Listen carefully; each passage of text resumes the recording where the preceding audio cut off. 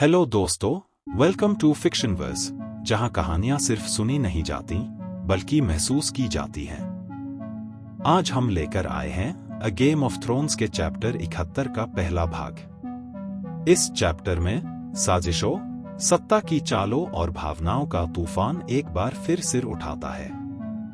यहां हम देखेंगे कि कैसे किस्मत के पत्ते बदलते हैं और एक छोटा सा पल पूरे खेल की दिशा मोड़ सकता है।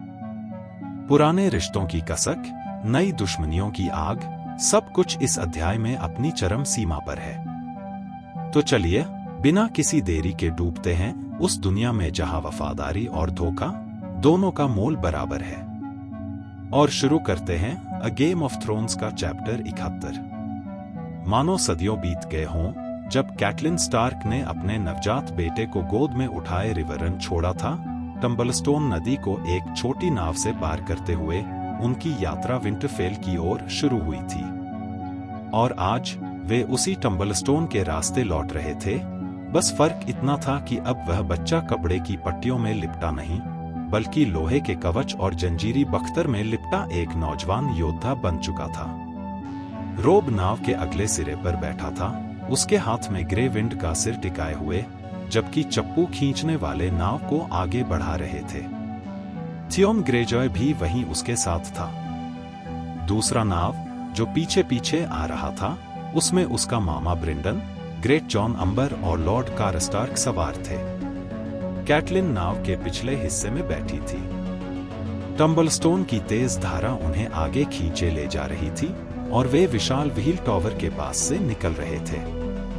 भीतर से जल चक्र के घूमने की छप-छप और घर्र-घर्र की आवाज बचपन की यादें ताजा कर गई और उसके चेहरे पर एक हल्की सी उदास मुस्कान तैर गई। महल की बलुआ पत्थर की दीवारों पर खड़े सैनिक और सेवक उनका और रोब का नाम पुकारते हुए विंटरफेल के नारे लगा रहे थे। हर बुर्ज और कंगूरे पर हाउस टली का झंडा फहरा रहा था, लहरों से सजे नीले और लाल मैदान पर छलांग लगाती हुई चांदी की मछली। यह दृश्य मन को आंदोलित करने वाला था, लेकिन कैटलिन का मन फिर भी भारी ही रहा। उसे लगा जैसे उसका दिल अब कभी हल्का नहीं होगा। ओह नेड! व्हील टॉवर के नीचे नाव ने चौड़ा मोड़ लिया और उफनते पानी को चीरते हुए आगे बढ़ी। चप्पू चलाने वाले और जोर से खिंच गए। आगे पानी के फाटक का चौड़ा मेहराब दिखाई देने लगा। ऊपर भारी जंजीरों की खड़खड़ाहट गूंजी जब विशाल लोहे का जंगला ऊपर उठाया जाने लगा। धीरे धीरे उठते उस जंगले का निचला हिस्सा लाल जंग से भरा था। तल के करीब का 1 फुट हिस्सा गीली मिट्टी टपका रहा था, जो उनके सिर के ऊपर से गुजरते समय उन पर गिरी। नुकीले कांटे बस इंच भर ऊपर थे। कैटलिन ने ऊपर देखते हुए सोचा कि जंग कितनी गहरी जा चुकी है। क्या यह जंगला दुश्मन के धक्के सह पाएगा और क्या इसे बदल देना चाहिए? ऐसे विचार अब उसके मन से दूर नहीं रहते थे। वे मेहराब के नीचे से गुजरते हुए फिर से धूप में आ गए। आसपास कई नावें बंधी थीं, लोहे के छल्लों से बंधी जो पत्थर में जड़े हुए थे। पानी की सीढ़ियों पर उसके पिता के पहरेदार और उसका भाई इंतजार कर रहे थे।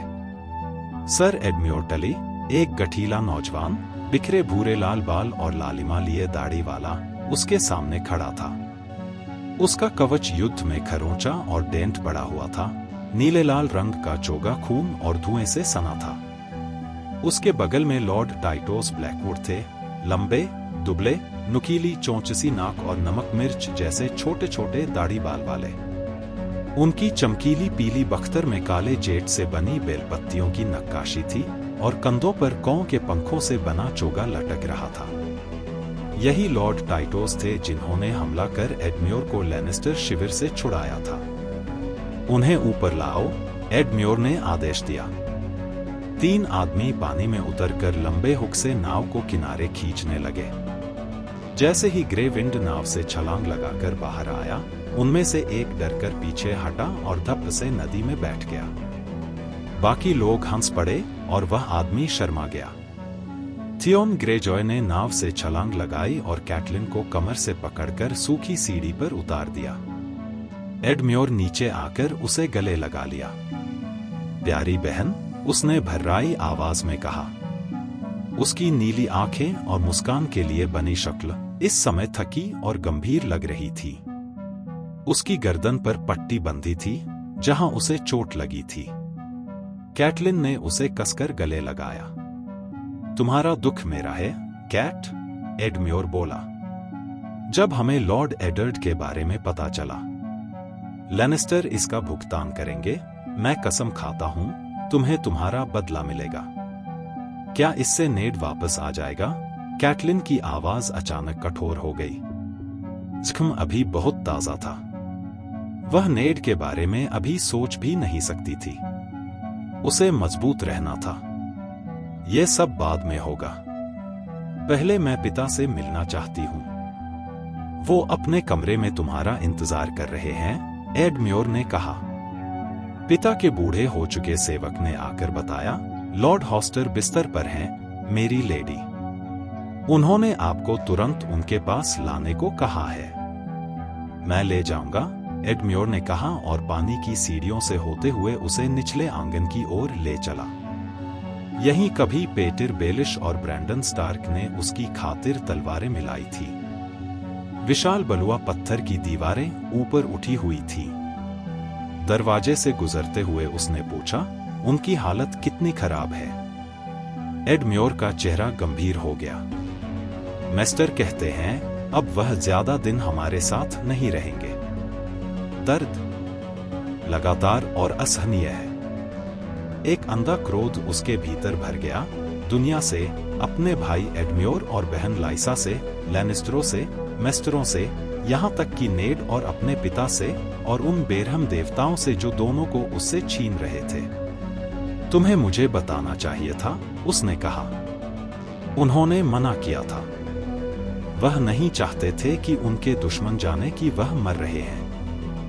इस अशांत समय में उन्हें डर था कि अगर लैनिस्टरों को उनकी कमजोरी का पता चल गया तो वे हमला कर देंगे। कैटलिन ने बात पूरी की, सख्ती से। एक आवाज उसके भीतर फुसफुसाई, ये सब तुम्हारे कारण है। अगर तुमने अपने मन से जाकर उस बौने को न पकड़ा होता। दोनों बिना कुछ कहे घुमावदार सीढ़ियां चढ़ते रहे। महल 3 तरफा था, जैसे रिवरन खुद, और लॉर्ड हॉस्टर का कमरा भी त्रिकोणीय, जिसकी पत्थर की बालकनी पूर्व की ओर जहाज के नुकीले सिरे की तरह बाहर निकली हुई थी। वहां से वह अपनी दीवारों और कंगूरों के पार बहती नदियों को देख सकते थे। उन्होंने अपने पिता का बिस्तर बालकनी पर खिसका दिया था। उन्हें धूप में बैठकर नदियां देखना अच्छा लगता है, एडम्योर ने समझाया। पिता, देखिए कौन आया है। कैट आपसे मिलने आई है। लॉर्ड हॉस्टर टली कभी एक लंबे चौड़े, मजबूत आदमी थे, लेकिन अब वह सिकुड़ चुके थे। मांस और ताकत पिघल कर गायब हो चुकी थी। उनका चेहरा झुर्रियों और ढील से भरा था, और कभी भूरे काले रहे बाल और दाढ़ी अब बर्फ की तरह सफेद हो गए थे। एडम्योर की आवाज सुनकर उनकी आंखें खुली। मेरी छोटी कैट, उन्होंने दर्द से कांपती, धीमी आवाज में कहा। चेहरे पर हल्की सी मुस्कान आई और हाथ ने उसका हाथ ढूंढ लिया। मैं तुम्हारा इंतजार कर रहा था। मैं आपको बात करने के लिए छोड़ता हूं, एडम्योर ने कहा और पिता के माथे को चूमकर वहां से चला गया। कैटलिन घुटनों के बल बैठी और उनके हाथों को थाम लिया। कभी ताकतवर रहा वह हाथ अब हड्डियों का ढांचा बन चुका था। आपको मुझे बता देना चाहिए था। एक सवार भेज देते या एक कौआ। सवार पकड़े जाते हैं, पूछताछ होती है, उन्होंने जवाब दिया। कौए गिरा दिए जाते हैं। फिर अचानक दर्द की लहर ने उन्हें जकड़ लिया और उनकी उंगलियां कैटलिन का हाथ कसकर पकड़ ली। केकड़े हैं मेरे पेट में, चुभते हैं, हमेशा चुभते रहते हैं, दिन रात। उनके पंजे बहुत नुकीले हैं। मिस्टर वाइमन मुझे सपना लाने वाली शराब और पोपी का दूध देते हैं। मैं ज्यादा सोता हूं, लेकिन मैं जागना चाहता था ताकि तुम्हें देख सकूं। मुझे डर था। जब लैनिस्टरों ने तुम्हारे भाई को पकड़ लिया, चारों ओर दुश्मन के शिविर। डर था कि मैं चला जाऊंगा तुमसे मिलने से पहले। मैं यहां हूं, पिता, उसने कहा। रोब के साथ आई हूं। वह भी आपसे मिलना चाहेगा। तुम्हारा बेटा, उन्होंने फुसफुसाया। उसकी आंखें मेरी जैसी थीं, मुझे याद है। हाँ, पिता। और अब भी हैं, कैटलिन ने धीरे से कहा, और हम आपके लिए जैमे लैनिस्टर को भी ले आए हैं, जंजीरों में जकड़ा हुआ। रिवरन अब फिर से आजाद है। लॉर्ड हॉस्टर के होंठों पर एक थकी पर संतुष्ट मुस्कान आ गई। मैंने देखा, उन्होंने धीमी, टूटती आवाज में कहा। कल रात जब सब शुरू हुआ, मैंने कहा था, मुझे देखना है। उन्होंने मुझे गेट हाउस तक उठाकर ले गए। मैंने बुर्ज से देखा। आह, कितना सुंदर दृश्य था। मशालों की लहरें जैसे उमड़ पड़ी, नदी के उस पार से आती चीखें सुनाई देती रहीं। मीठी चीखें। जब वह घेराबंदी वाला टॉवर आग में जल उठा। देवताओं की कसम, अगर उसी पल मर जाता तो भी खुश होता, बस तुम बच्चों को पहले देख पाता। क्या वह तुम्हारे बेटे ने किया? क्या वह तुम्हारा रोब था? हाँ, कैटलिन ने गर्व से कहा, वह रोब था। और ब्रिंडन, आपका भाई भी यहां है, पिता। वो, उनके पिता की आवाज एक बमुश्किल सुनाई देने वाली फुसफुसाहट में बदल गई। ब्लैकफिश वापस आ गया? द वेल से? हाँ। और लाइसा? ठंडी हवा उनके पतले, सफेद बालों में सरक गई। देवताओं की कृपा। तुम्हारी बहन, क्या वह भी आई है? उनकी आवाज में जो उम्मीद और लालसा थी, उसने सच्चाई बताना कठिन कर दिया। नहीं, मुझे अफसोस है। ओह, उनके चेहरे से रोशनी जैसे गायब हो गई और उनकी आंखों की चमक मद्धम पड़ गई। मैं चाहता था, उसके जाने से पहले उसे एक बार देख लेता। वह अपने बेटे के साथ है, एरी में। लॉर्ड हॉस्टर ने थके हुए अंदाज में सिर हिलाया। अब वह लॉर्ड रॉबर्ट है। बेचारा आर्यन अब नहीं रहा। याद है मुझे। लेकिन वह तुम्हारे साथ क्यों नहीं आई? वह डरी हुई है, पिता। एरी में उसे सुरक्षित महसूस होता है। कैटलिन ने उनके झुर्रियों भरे माथे पर हल्का सा चुंबन रखा। रोब आपका इंतजार कर रहा होगा। क्या आप उसे मिलना चाहेंगे? और ब्रिंडन से भी? तुम्हारा बेटा, उन्होंने फुसफुसाकर कहा। हाँ, कैट का बेटा। उसकी आंखें मेरी जैसी थीं, मुझे याद है। जब वह पैदा हुआ था। उसे लाओ। हाँ। और आपका भाई? उनके पिता ने नदियों की ओर नजर डाली। ब्लैकफिश, क्या उसने शादी कर ली? किसी लड़की को पत्नी बनाया? मरणासन्न बिस्तर पर भी यह सवाल कैटलिन ने मन में उदासी से सोचा। नहीं, पिता। उसने शादी नहीं की और न कभी करेगा। मैंने कहा था, हुक्म दिया था, शादी कर। मैं उसका लॉर्ड था। उसे पता है। मेरा हक है कि मैं उसकी शादी तय करूं। अच्छा रिश्ता। रेडवाइन घर की लड़की, पुराना खानदान, प्यारी लड़की, सुंदर झाइयां, बेथनी। हाँ, बेचारा बच्चा अब भी इंतजार कर रही होगी। हाँ, अब भी। बेथनी रेडवाइन ने सालों पहले लॉर्ड रोवन से शादी कर ली थी, कैटलिन ने याद दिलाया। उसके उनसे 3 बच्चे हैं। फिर भी लॉर्ड हॉस्टर बड़बड़ाए, फिर भी।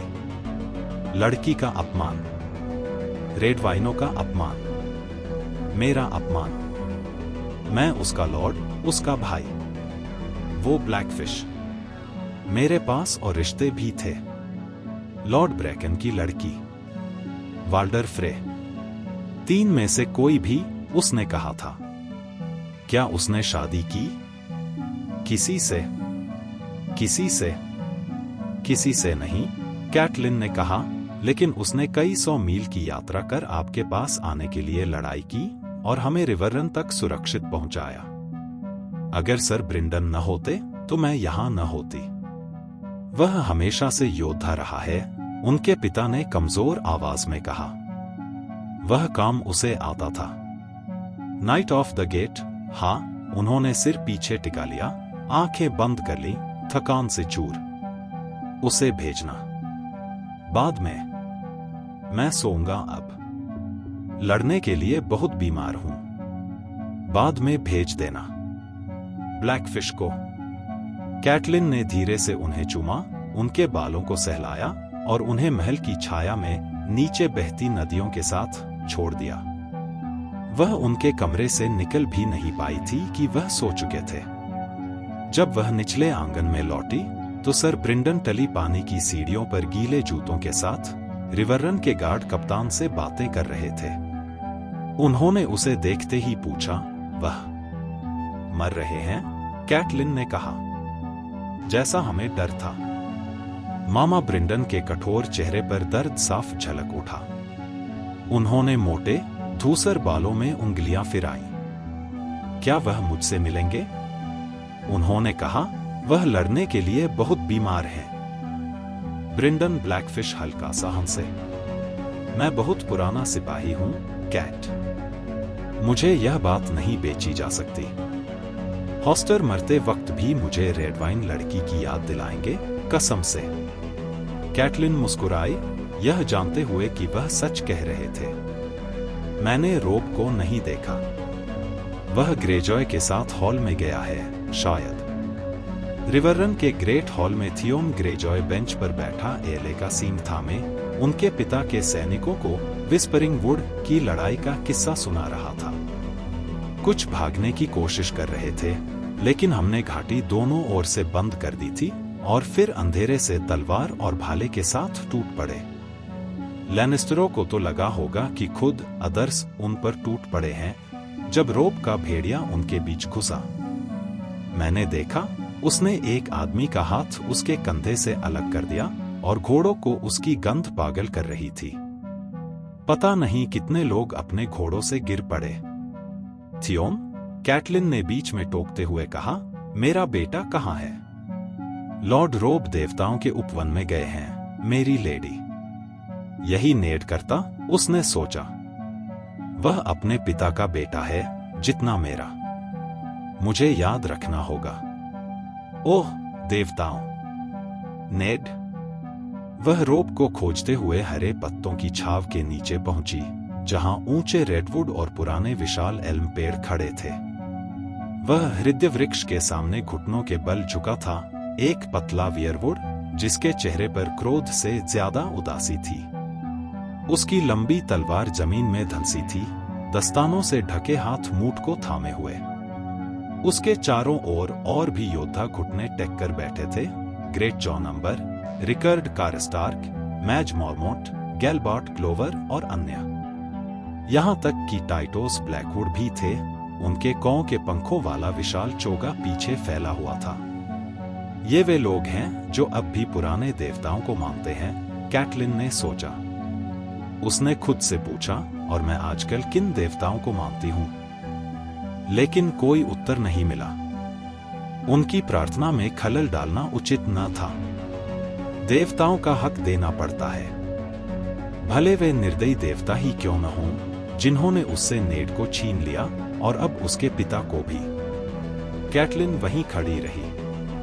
नदी की हवा ऊंची शाखाओं में सरसराने लगी और उसने दाईं ओर व्हील टॉवर देखा, जिसकी दीवार पर बेल लिपटी हुई थी। और तभी यादें लौट आईं। इन्हीं पेड़ों के बीच उसके पिता ने उसे घुड़सवारी सिखाई थी और वह एल्म जिससे गिरकर एडम्योर ने अपनी बाह तोड़ ली थी।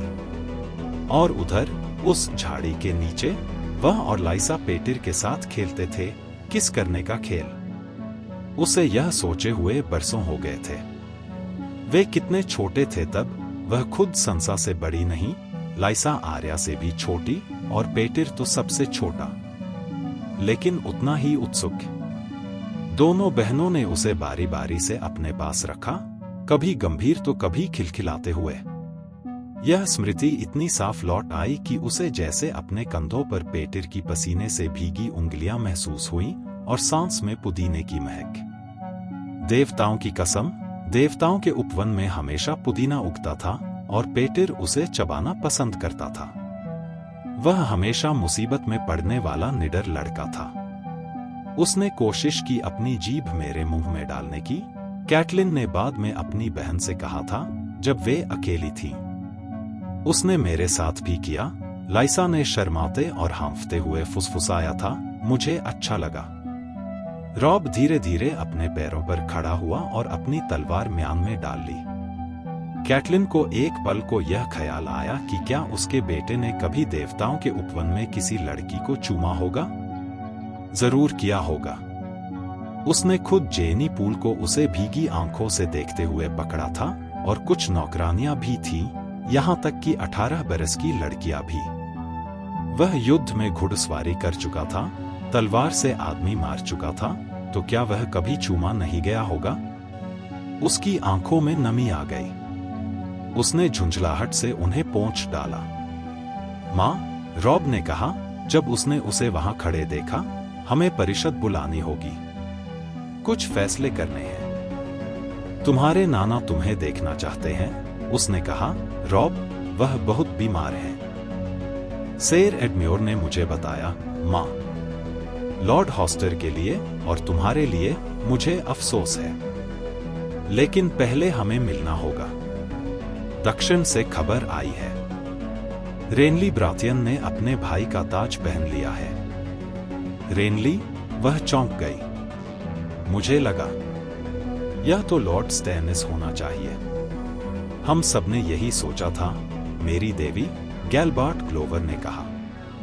महल के विशाल प्रांगण में युद्ध परिषद बैठी।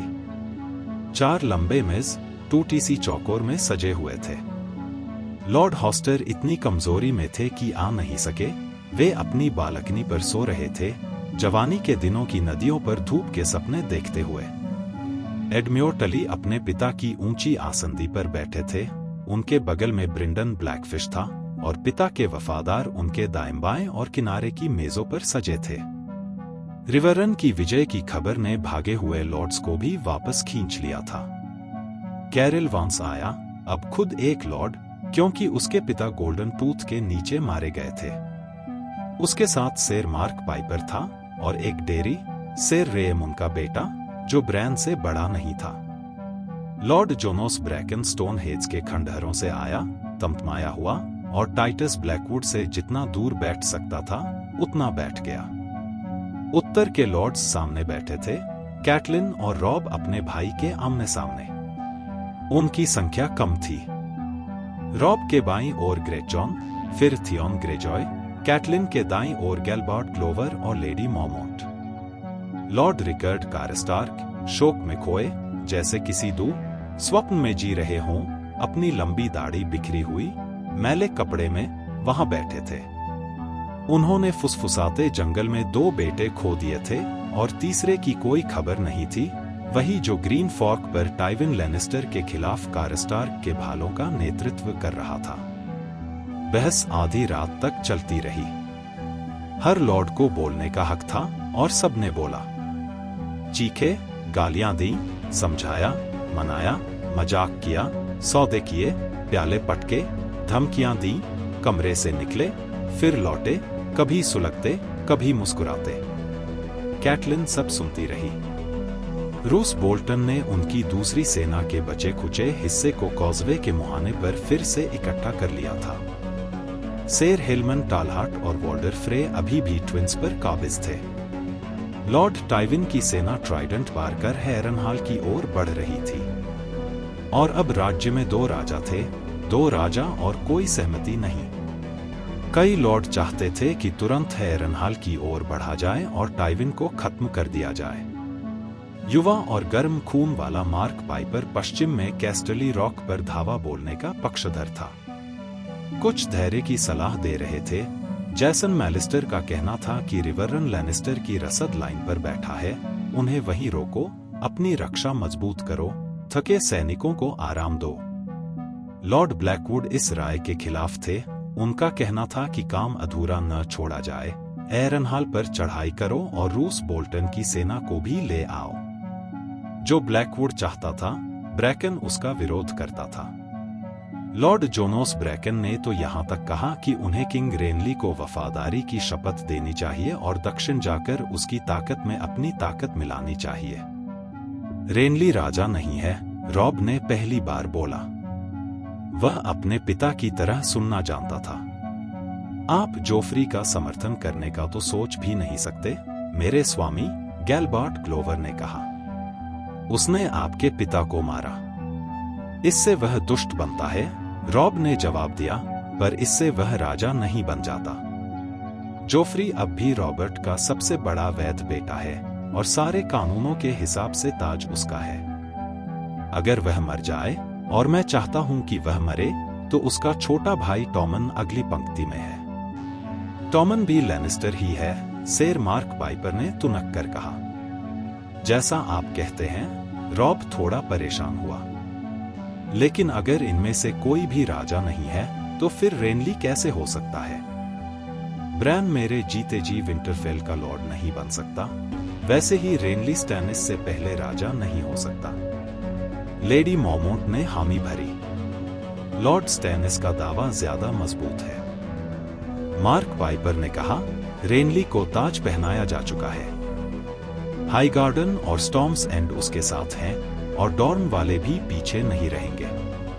अगर विंटरफेल और रिवरन भी उसका साथ दें, तो 7 बड़े घरों में से 5 उसके हो जाएंगे। 6 अगर एरिन भी जाग उठे।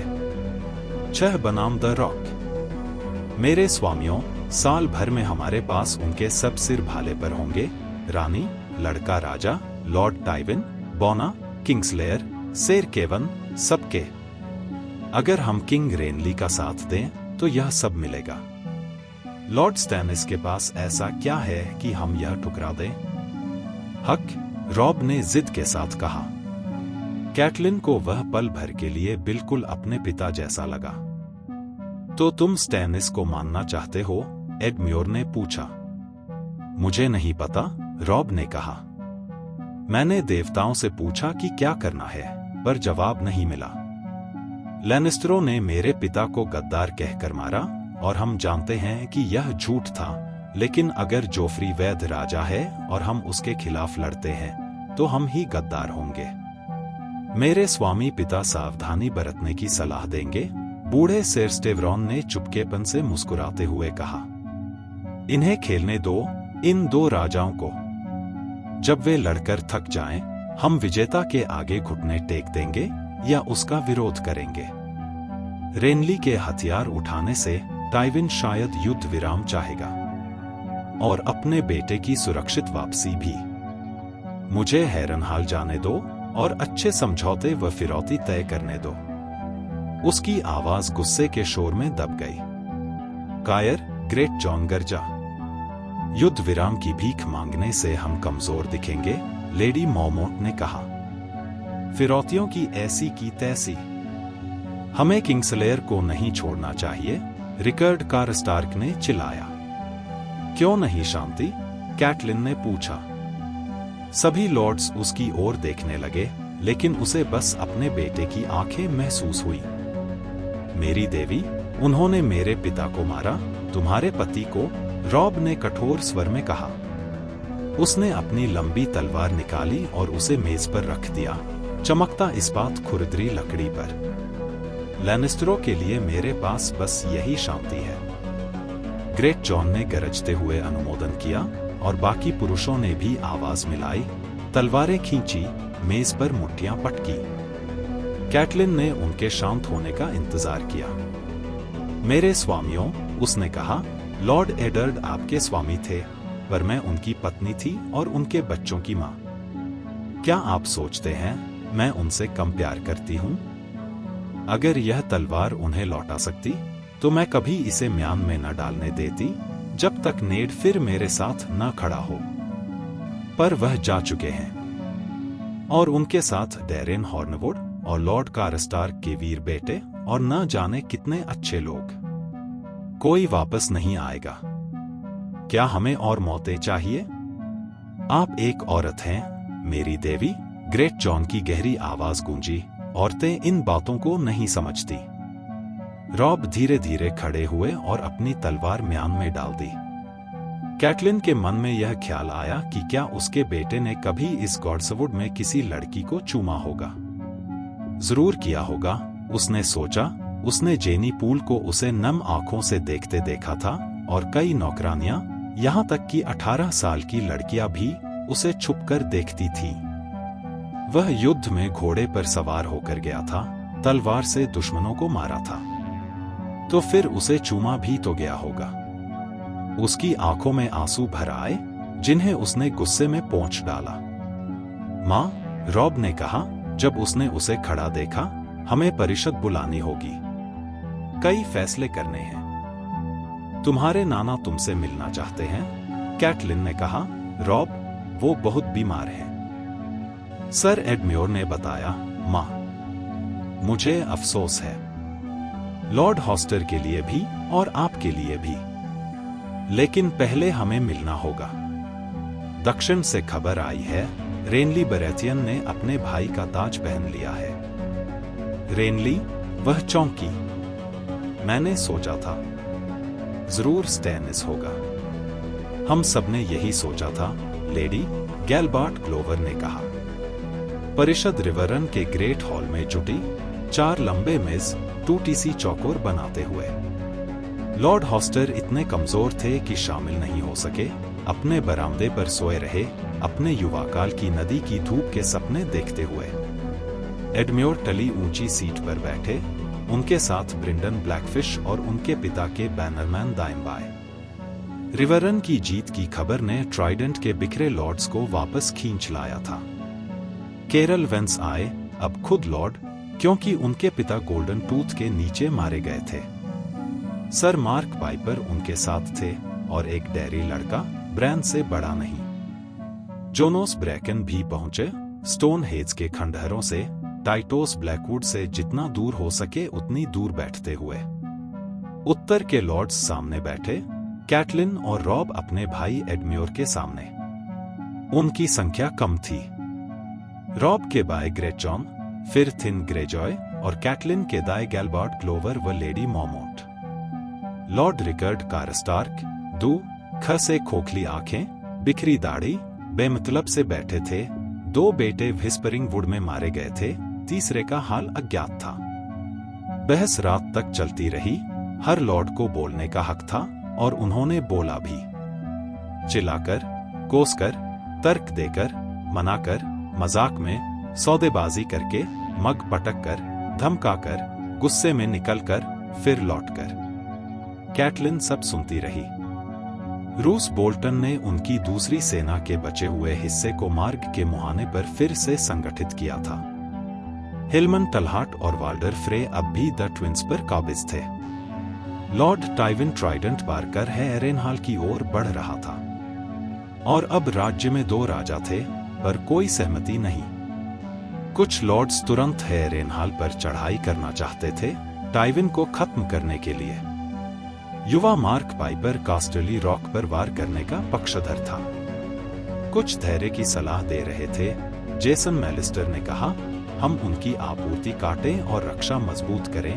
ब्लैकवुड ने कहा, नहीं, एरेनहाल पर चढ़ाई करें। ब्रैकन ने हमेशा की तरह इसका विरोध किया और रेनली को राजा मानकर उससे हाथ मिलाने का प्रस्ताव रखा। रेनली राजा नहीं है, रॉब ने पहली बार बोला, जैसे अपने पिता की तरह सुनना जानता था। गैलबार्ट बोला, क्या आप जोफ्री का साथ देंगे? उसने आपके पिता को मारा।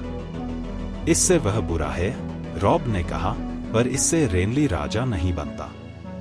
जोफ्री अब भी रॉबर्ट का ज्येष्ठ वैध पुत्र है, और कानून से सिंहासन उसी का है।